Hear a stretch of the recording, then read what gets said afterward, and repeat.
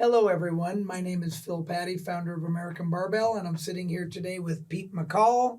Nice to see you. Hello. Pete is an avid professional. I like to call him a sports performance expert. And sports performance training expert, author, and a host of other things that are fitness and performance related. And today, Pete's going to talk a little bit about recovery. Yeah, the recovery. I appreciate that, Phil, and thank you for having me on, man. I'm a huge fan of American Barbell. I'm a huge fan of what you do, and for listeners, thank you for tuning in. And a number of years ago, let's tee it up. Well, even years ago, I played rugby. I was a competitive rugby player. So in my early 20s, all the way through my mid 30s, I was playing pretty competitive men's club rugby. So at the same time, I became a personal trainer and was working with a lot of training clients. And what I realized was missing in a lot of fitness programs was what to do after the workout. And so that was something I paid attention to. And then come along about 2010, 2011, I was working at the American Council on Exercise. That's one of the fitness certifications. They're the largest nonprofit certification organization for personal trainers. Correct? ACE, yeah. ACE. And what I realized, that's when, in 2010, what was the big trend? Was CrossFit, right? Everything was high intensity, everything. But nobody was talking about what to do after the workout. It was all about go to the CrossFit gym 5 days a week. And dude, what was happening. You had Uncle Rabdo, you had Pukey the Clown. Those were that was right when social media was coming out. Mm-hmm. CrossFit blew up because, kind of CrossFit and social media kind of came up right at the same time. Right. And everybody was posting these really hard workouts, but it's like, wait a minute, hey guys, what are you doing afterwards? Because I was a huge fan when I was studying this stuff, as I was, before I did my master's degree in exercise science, I was a big fan of studying the Soviet literature because the Soviet Union had the best sports scientists in the world. And there's a book called Supertraining that was the works of Verkhoshansky, and it was kind of interpreted by Mel Sif, a South African mathematician. Well, for people that want to know training, pick up a copy of Supertraining. It's been out of print for years, but it's based on the Soviet methodology.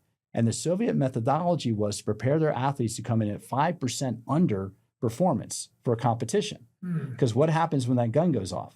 Cortisol, epinephrine, your body, you get that fight or flight mode, right?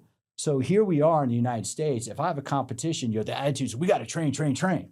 Even if I'm going to play or compete on Saturday, I'm still probably doing a hard workout Thursday or Friday.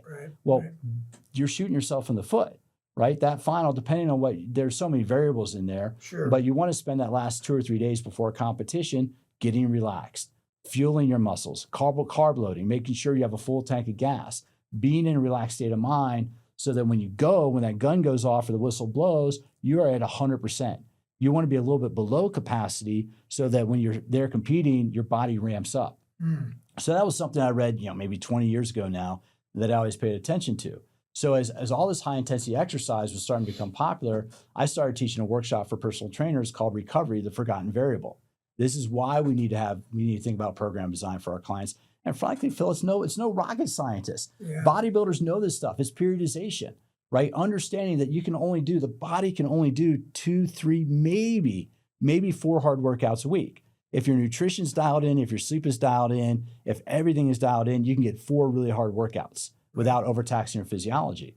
But exercise is stress on the body, right? And so we can do the training stress, which is fine.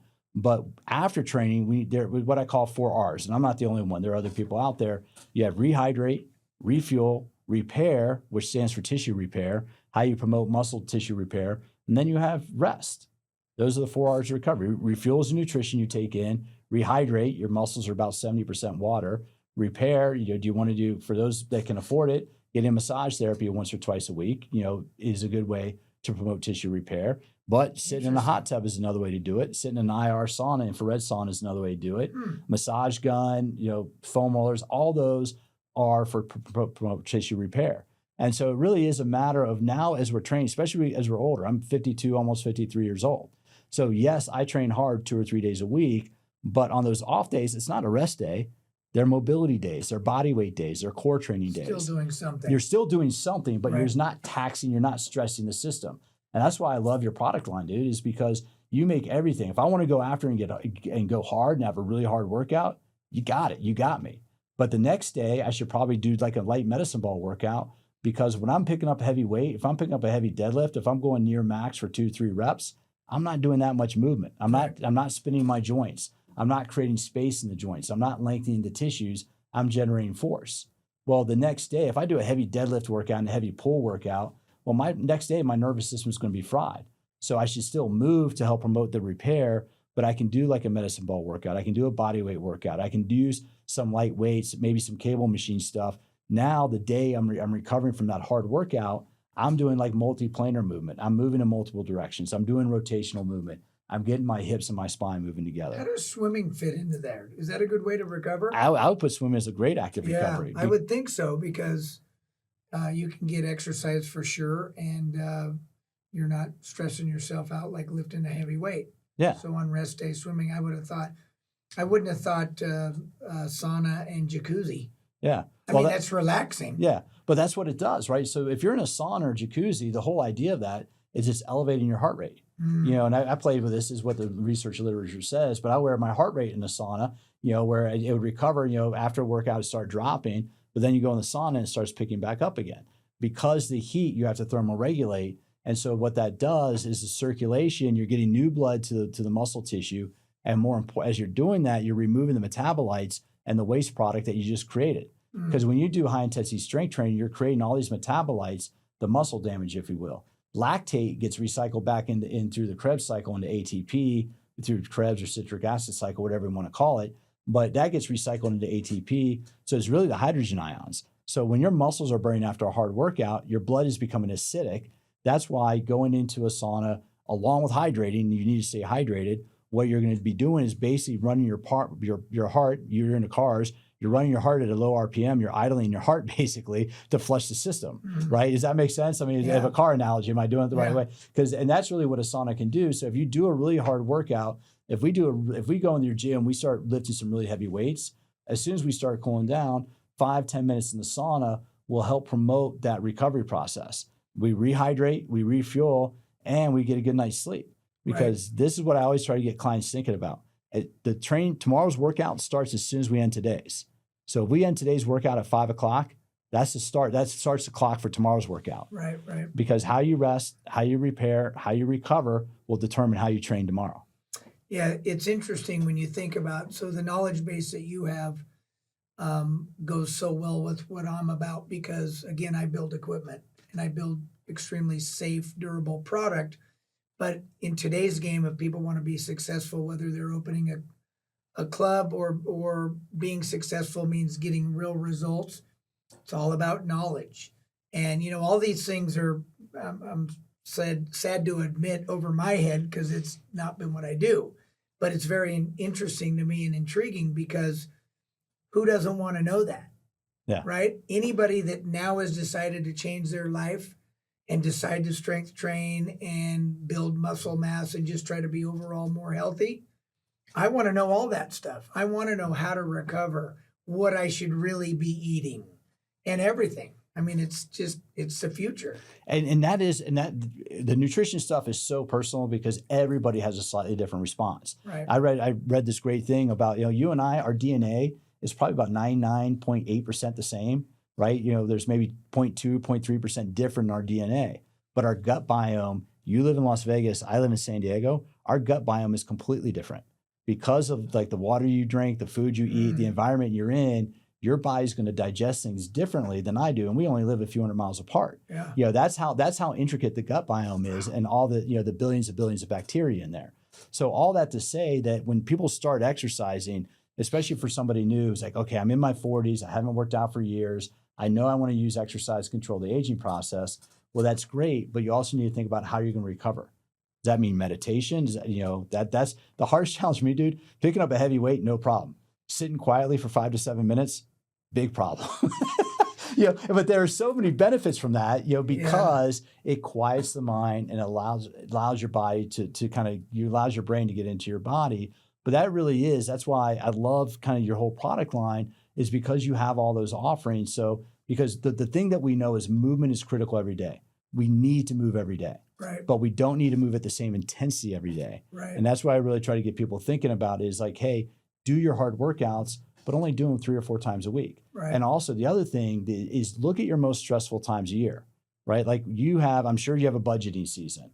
If you're on a January 1 fiscal, you're probably going to be doing your budget sometime late August to early October is your budgeting time, right? You probably have 1 or 2 board meetings a year. We have the Health and Fitness Association conference every Right. March. The point is, what I try to get people thinking about is when are your 4 or 5 biggest stress times of the year? Those become your active rest times, because if you got that big board meeting where you're going to have your board members grilling you on stuff, you're going to that big conference, you have to talk to all your clients. That's when you got to be on. Right. You don't want to fatigue yourself with your hardest workouts right before that. That's where you'd want that. That's where I try to, because recovery is also long-term planning, right? Because you don't want to be, trying to do your hardest intensity exercise when you're in your busiest period at work. Right. Like if you know that, the end of the quarter, the last 2 weeks of every quarter is you're going to kick your ass because you got to hit your number, plan that as your active rest time so you can focus on work. Yeah. That's really where I want people to start thinking about holistically, is it's not just going into the gym. How do you get the whole thing? And the other thing and I'll finish with this, is one thing I ask clients is, what are you doing Thursday, Friday, and Saturday nights? Right? Because if you're going to go out and see a show, we're in Vegas, if we're going to go to the Sphere, we might be up a little bit later than normal. We might take 1 or 2 things we don't normally take. No doubt. And it's going to affect our sleep. So if I know I have tickets to a show tonight, today should probably not be my hardest training day, because my sleep's going to be crap. If my sleep's crap, my recovery's crap. Right. And that's going to set my training back 3 or 4 days. So I know if I have tickets on a Friday night, I'm going to go to a show, I'm going to go to a game, I'm going to a birthday party, whatever it is, Friday's not my hardest workout. Saturday's not my hardest workout. Plan around that. So that way, your sleep cycle is going to be disrupted. That Friday, maybe do a yoga, do a low intensity workout, something, get the heart rate up a little bit, but don't get fatigued. That way, when your sleep cycle is disrupted, Saturday is going to kick your ass a little bit, depending on how much you drank or whatever you did, but you're not set back 3 or 4 days. Right. You take Friday, Saturday off, and then you're back at it on Sunday. That's really where the magical recovery comes in, is being smart, being strategic, and look at exercise, that stressor, and plan around other stressors in your life. It's interesting. There's so much more to it. It's just a good thing that so many people are much more interested in and intrigued by the whole I want to be fit concept. That's good news, because nobody thought about how important that type of stuff was. Yeah. When you think about it, it's, how are you going to be good and healthy with good recovery, good stability, good mobility, good overall health when you're 75, 80 years old, if you're lucky enough to live to, that and beyond. It's all tied to a program. It's a menu. Yeah. Right? Everything's a menu. And for club operators out there, I would, there put a lot of club operators are putting recovery programs in there. What I've heard from people, and a friend of mine had a full recovery studio in Manhattan before the pandemic. He had to close it during the pandemic, but he was having bankers, he was having investment bankers, he was having Wall Street guys come in there, because recovery is also stress management, right? So if you have a really stressful period of life, if life is kicking your ass, go to the gym, but don't do a hard workout. Go sit in the infrared sauna. Go to the jacuzzi for a little bit, right? Lower your stress levels, because if work is kicking your ass, your sympathetic nervous system is going to be through the roof. Yeah. Trying to get a hard workout in is just going to over fatigue you and could lead to adrenal fatigue. So when people are like sitting there, why am I feeling overtrained? If you're laying in bed at night, like this is for listeners, if you're laying in bed at night and you're exhausted, but your heart rate's pounding and you can't get to sleep, that's a sign of sympathetic nervous system overtrain. You've been doing too much high intensity exercise, cortisol is up, epinephrine is up, and your body just can't recover. That's really where we want to pay attention to and understand the balance of it. That's why I'm a big advocate of do hard workouts, but no more than 3 a week, unless you got killer nutrition and killer sleep. It's all part of the prescription model, right? Yeah. So, back to what we've been talking about in the past, I think that the future for training in general is the best equipment, the best professional experts like yourself that can guide people down a simple path. And I make it sound easy, but for you, it's a simple path to describe and to show people how to do it and follow it. And that for me is the future, because when I think about all of these people that are looking at the fitness model of, do I want to open what brand fitness center or whatever it may be, when you think about it, in my eyes, the only people that are going to be really successful in the future are going to be the ones that have the most knowledge and the best equipment. Yeah. There's no doubt about it. So it's just a start to finish deal.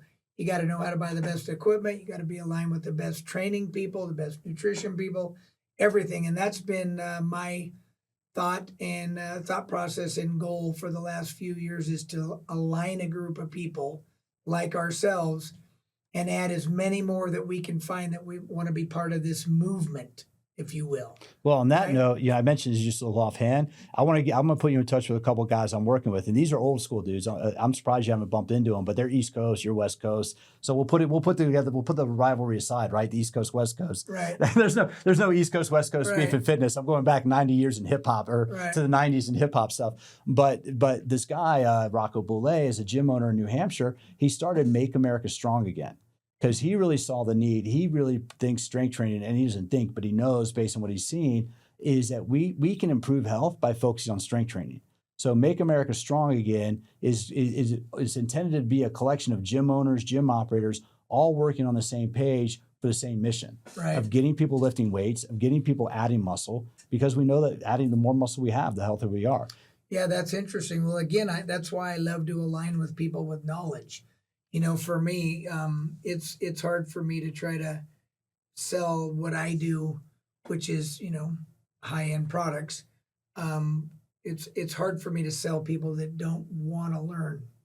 There's a lot of people that don't want to learn, and I tell people that I can still learn something every single day. Yeah. That to me is the most important. So no, it's great. It sounds like great things to come for sure. Yeah, absolutely. Yeah, it's going to be interesting. So. Well, thanks everybody for tuning in, and this is Pete McCall. Thanks again. I appreciate it. You'll see a lot more of Pete because him and we've got some plans. Yeah, I'm looking forward to it, man. Thanks again.